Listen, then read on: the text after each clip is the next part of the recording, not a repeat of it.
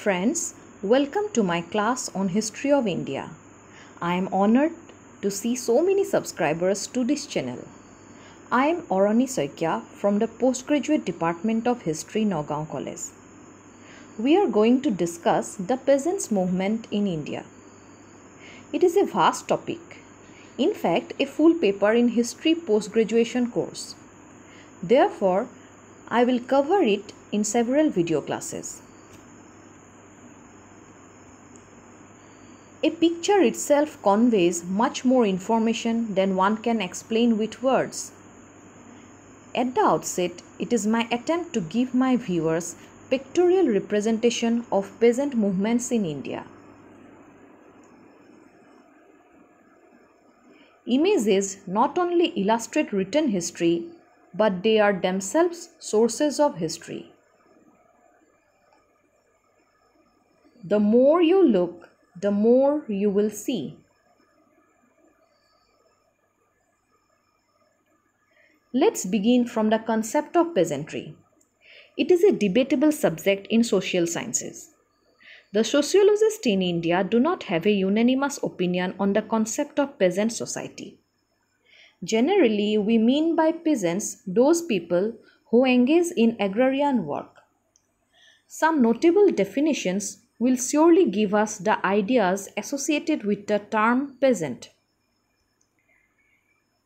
Irfan Habib defines peasant as a person who undertakes agriculture on his own, working with his own implements and using the labor of his family. According to Irfan Habib, the history of agricultural laborers is part of the peasant history.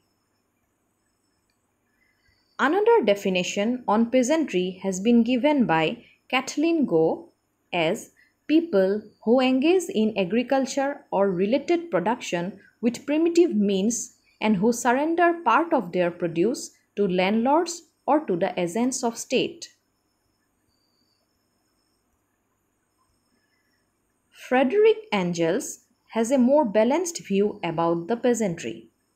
He is of the view that the peasantry is an internally divided, unorganized, and politically important unless mobilized by the organized working class.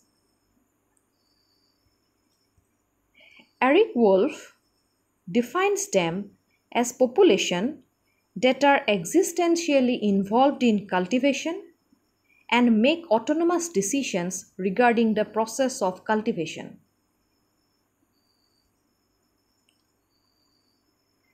Theodor Sanin defines peasant as consist of small agricultural producers who, with the help of simple equipment and labor of their families, produce mainly for their own consumption and for the fulfillment of obligation to the holders of political and economic power.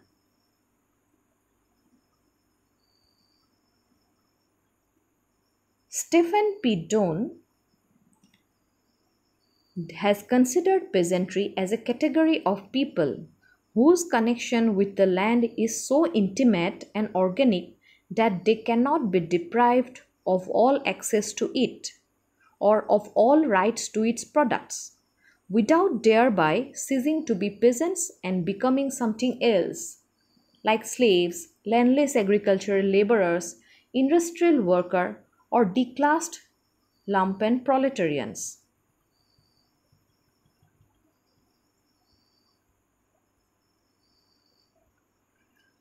Robert Redfield's studies in Mexico and his conceptualization of peasant society provided a model to many of his Western followers and Indian scholars. He viewed the term peasants to those small agriculturists for whom agriculture is a livelihood, not a business for profit. They are small producers who make a living and have a way of life through cultivation of land. Redfield's definition of peasant society excludes many communities such as collectors, hunters, fishermen, and herders. Now, we can come to classification of peasants. According to the Marxist economist Utsa Patnaik, growth of capitalism in rural peasantry has resulted in the exploitation of peasantry that has taken a class character. As such, there are two categories of peasants: the big landlords and the agricultural laborers, who also include the sharecroppers.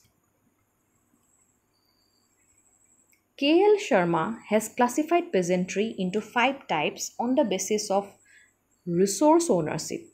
They are owner-cultivator,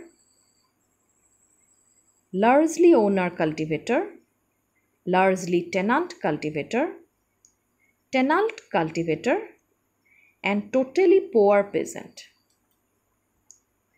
Generally, land tenancy and land size play an important role in classification of peasants. They are landlords, rich peasants, middle class peasants, poor peasants, and agricultural peasants.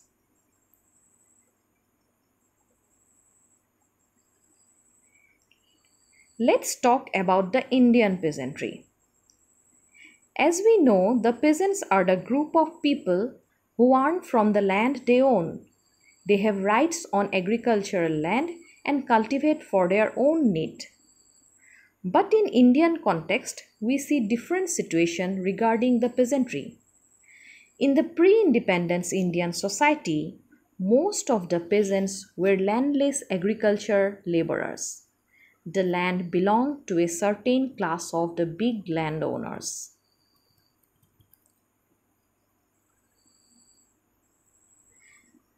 The peasant movements are the movements participated by those sections of society which are involved in agricultural work.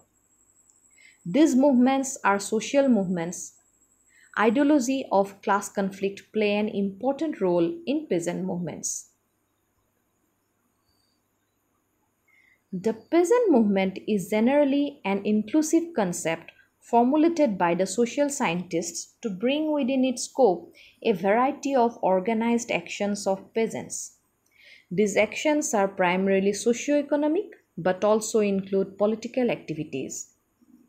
Any collective effort to achieve peasants' rights is a peasant movement.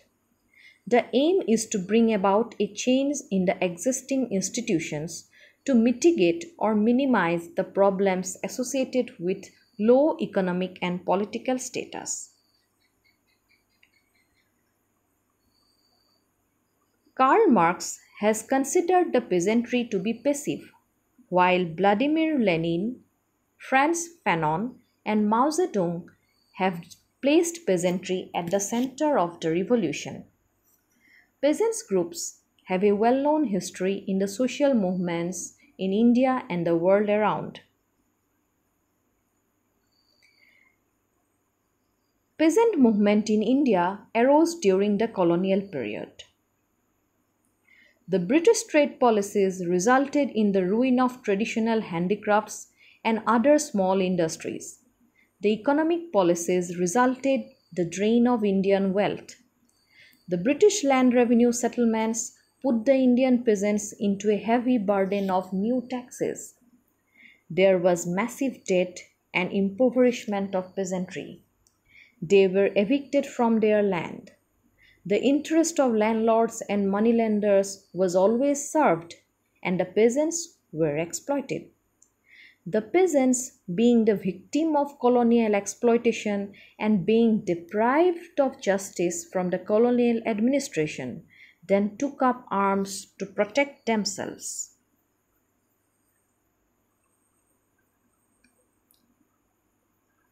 We can have a better understanding of the peasant movements in India through the observations of a few prominent historians. Bipan Chandra records that the series of civil rebellions which ran like a thread through the first 100 years of the British rule were led by the impoverished jamidars, landlords and polygars, but their mass base and in fact the backbone or striking power came from the rack-rented peasants, ruined artisans and demobilized soldiers.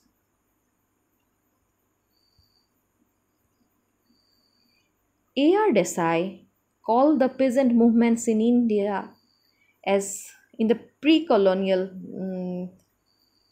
colonial period as peasant struggles and those after independence as agrarian struggles.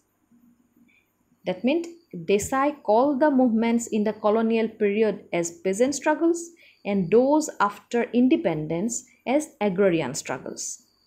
According to Desai, the phrase agrarian struggles refers not only to include peasants but others.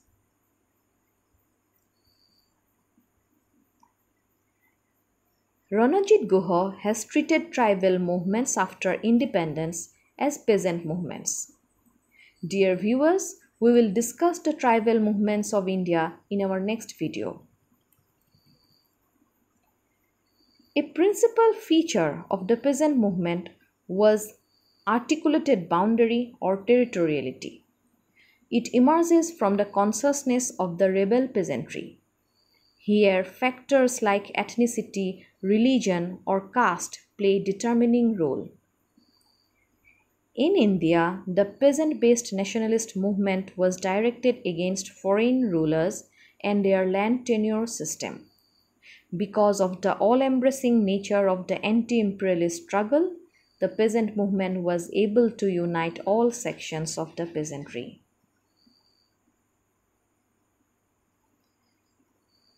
Hope you have liked the class. Thank you for your cooperation.